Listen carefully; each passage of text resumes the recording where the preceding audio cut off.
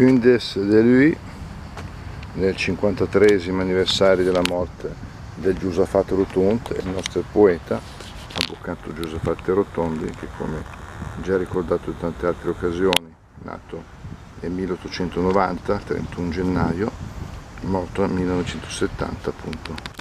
l'11 luglio, che attualmente è anche la festa di San Benedetto, patrono d'Europa. Tra l'altro il Giusafat, con le sue poesie di amore per la natura e per la famiglia e contro la guerra e per la pace, sicuramente in un certo senso ha ricordato lo spirito benedettino dell'ora et labora, del pregare per tutto il mondo, per la pace e per la natura. Qui è la tomba della famiglia Rotondi, con la grossa croce centrale. Gli ho messo qui una piantina, come io a titolo personale, ma che come fiera di Dunian,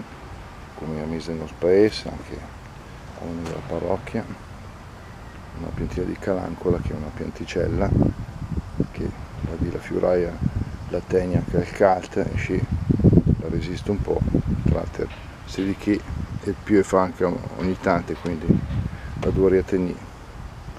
per tenere la nostra memoria nel rigordo del nostro